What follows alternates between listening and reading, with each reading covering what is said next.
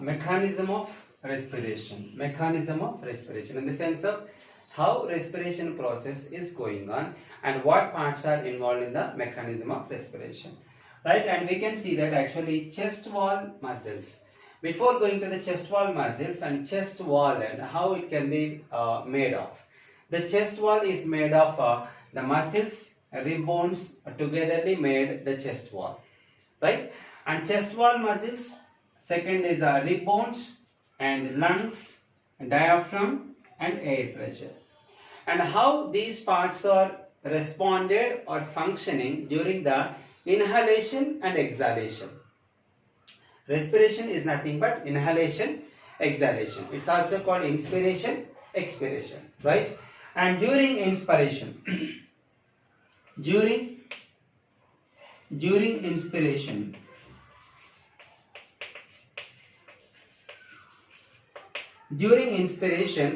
how these parts of the respiratory tract or respiratory system or helps in the mechanism, right? See that the chest wall muscles during the inspiration, during inhalation, while we are taking breathing, when you take a deep breath, we can feel that automatically the muscles are expanded. Muscles are expanded. Means in the sense of when the muscles will expand when they are contracted. When they are contracted. Muscles are contracted. Muscles are contracted and can be automatically the chest wall muscles are increased in size, right?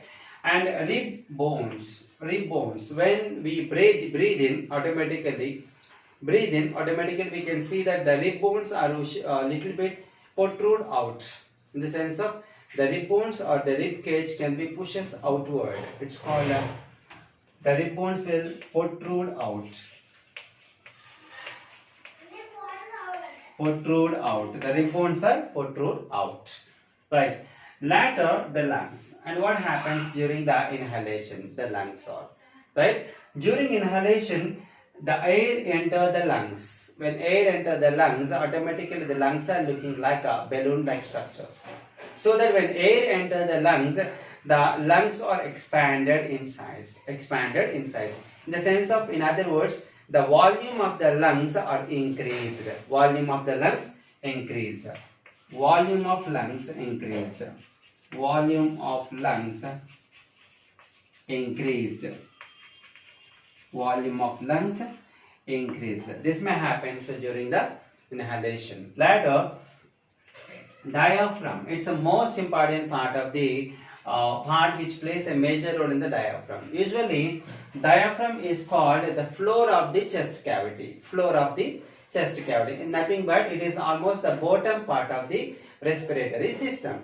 And in other words, we can call the diaphragm is separating the respiratory system and the digestive system also, right?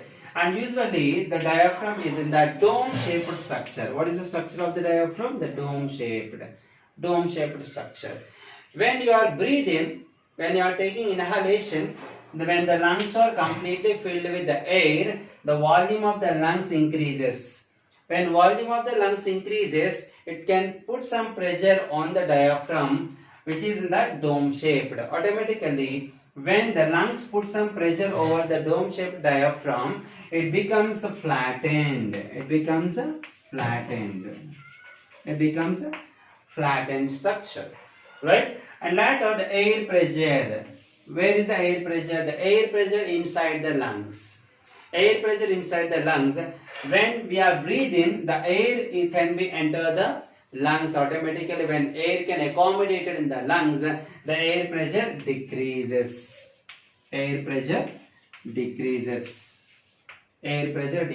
During the inhalation or inspiration. This is also called as inhalation.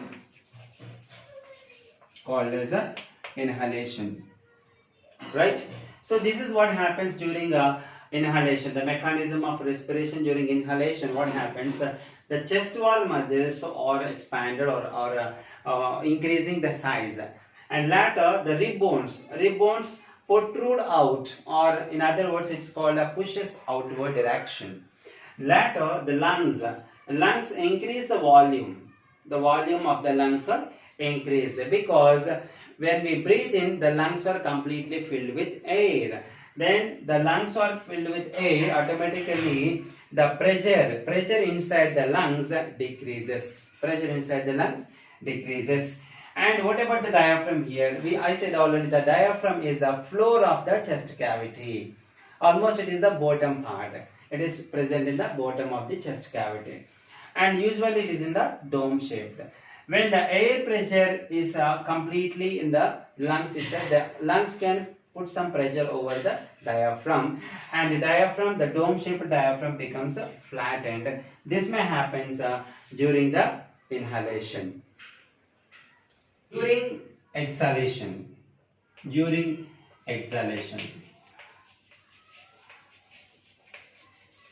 or expiration, it's also called expiration. During exhalation or expiration, and how these parts are responded, right? See this, the chest wall muscles during the exhalation, chest wall muscles are relaxed. Chest wall muscles get relaxed during the exhalation, right? And that are the rib bones. Rib bones during inhalation, they pushes outward. Then the air goes out. When we breathe out, then automatically the rib bones are pushes backward or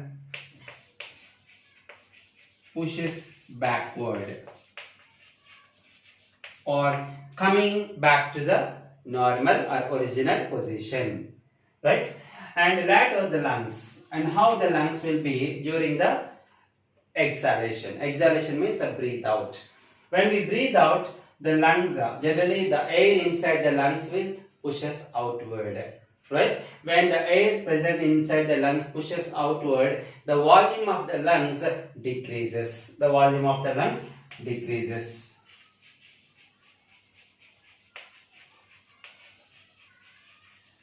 Volume of lungs decrease. Volume of the lungs decrease, right? And the diaphragm, actually the shape of the diaphragm is a dome shaped. The dome shaped diaphragm becomes flattened during inhalation. It is quite opposite to that of exhalation. The flattened structure of a diaphragm coming back to the dome shaped, right? And the flattened diaphragm coming back to the dome shaped or original shape of the diaphragm, right? Later, the air pressure increases during the exhalation. When the air present inside the lungs goes out, automatically the quantity of the air reduces in the lungs, and automatically the lung size will be decreases. When lungs are pushes inwards, they can put some pressure on the air, so that automatically air pressure increases. This is what happens during the exhalation, right? Both inhalation and exhalation togetherly we can consider as a mechanism of respiration, right? And during the mechanism of respiration, and how these parts are responded during inhalation and exhalation. This is regarding mechanism of respiration.